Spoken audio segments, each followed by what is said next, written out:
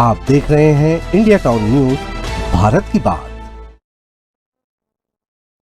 नमस्कार, आप देख रहे हैं इंडिया टाउन न्यूज और मैं हूं आपके साथ प्रगति ठाकुर।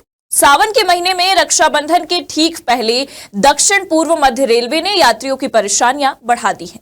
रेलवे ने सूचना जारी करते हुए जोन में चलने वाली 72 ट्रेनों को रद्द कर दिया है और इसके साथ ही 27 अन्य ट्रेनों का परिचालन भी प्रभावित होगा।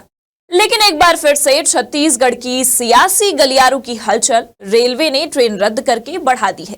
जी हां, छत्तीसगढ़ में रेल पर राजनीति का दौर शुरू हो गया है। राखी त्योहार से पहले इस मुद्दे पर कांग्रेस ने सरकार को घेरने की तैयारियां शुरू कर दी हैं।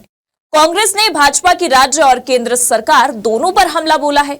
उनका यह कहना है कि प्रदेश में 10 भाजपा सांसदों के होने के बाद छत्तीसगढ़ से सौतेला व्यवहार किया जा रहा है।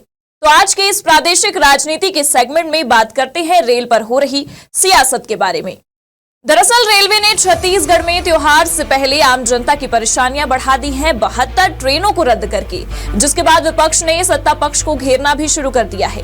पूर्व सीएम भूपेश बघेल और पीसीसी चीफ दीपक बैज ने अब केंद्र और प्रदेश में बैठी भाजपा की सरकार के खिलाफ मोर्चा खोल दिया है। इन दिनों चुनावी सरगर्मियां भी काफी तेज हैं और साथ ही साथ अब विपक्ष ने लगातार सत्ता पक्ष पर निशाना साधना शुरू किया है और मुख्य तौर पर ट्रेन को लेकर सियासत छत्तीसगढ़ में कोई नई बात नहीं है। एक तरफ राजधानी रायपुर तो दूसरी तरफ संस्कारधानी राजनांदगांव में भी कांग्रेस कार्यकर्ताओं ने ट्रेन रद्द होने के कारण भाजपा के खिलाफ मोर्चा खोल रखा है।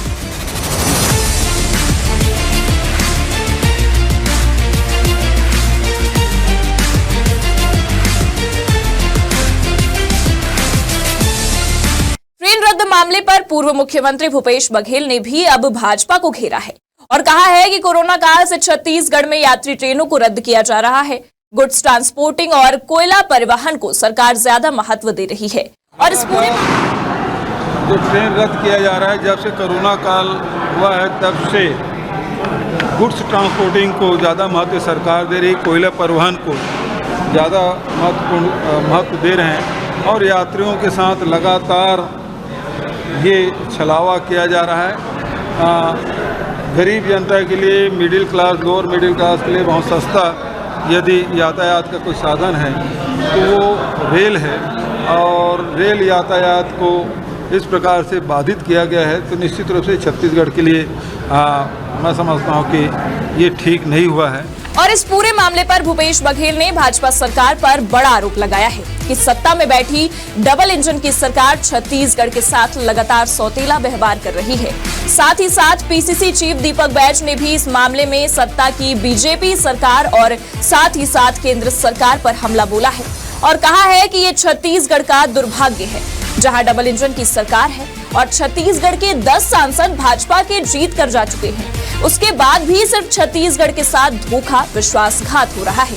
बता दें कि दीपक बैज ने छत्तीसगढ़ से चुने गए सांसदों से सरकार से ट्रेन न रद्द करने की मांग करने की बात कही है और साथ ही साथ ये भी कहा है कि अगर सरकार ने इस पर विचार नहीं किया तो दोबारा आंदोलन शुरू कर देंगे। निश्चित रूप से छत्तीसगढ़ के लिए मैं समझता हूँ कि ये ठीक नहीं हुआ है और इसमें पुनर्विचार होना चाहिए। 72 ट्रेन रद्द करना तो ये तो सीधा सीधा अन्याय है, जबकि छत्तीसगढ़ ने भारतीय जनता पार्टी की सरकार भी दिए है, 10 सांसद भी दिए हैं और अनेक बार दिए हैं। उसके बावजूद भी इस प्रकार से सौतेला व्यवहार छत्तीसगढ़ के साथ हो रहा है। छत्तीसगढ़ का दुर्भाग्य है जहां छत्तीसगढ़ में डबल इंजन की सरकार है और छत्तीसगढ़ से 10 सांसद भारतीय जनता पार्टी के जीत के जाते हैं। उसके बाद भी सिर्फ छत्तीसगढ़ के साथ धोखा, छत्तीसगढ़ के साथ विश्वासघात, छत्तीसगढ़ के हक को मारना, ये जिस तरह से मोदी सरकार कर रही है मैं समझता हूँ बिल्कुल भी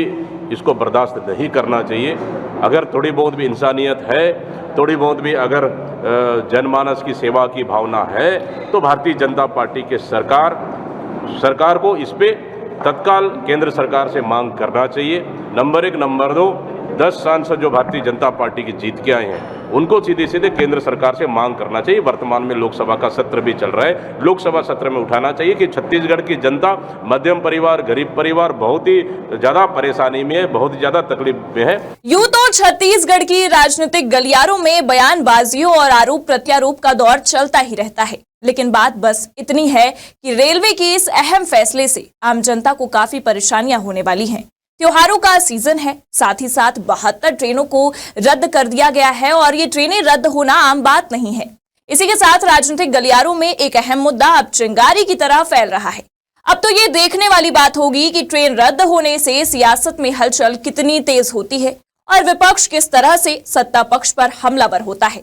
फिलहाल आज के इस सेगमेंट में इतना ही, फिर मिलेंगे सियासत की कुछ और दिलचस्प खबरों के साथ।